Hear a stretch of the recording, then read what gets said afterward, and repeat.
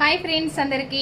ఇదిగోండి వాకింగ్కి వెళ్ళొచ్చిన తర్వాత అయితే నేను చేసిన పనులు ఇదిగోండి. వేడివేడిగా అన్నం అయితే వండినా అండి. పొద్దున్న పులిహోర చేసినాం కదా, ఇప్పుడు అయితే వైట్ రైస్ చేసిన. ఇంకో సైడ్ అయితే టమాటా రసం అవుతుంది, టమాటా చారు చేస్తున్నా, ఎగ్స్ బాయిల్ చేస్తున్నా.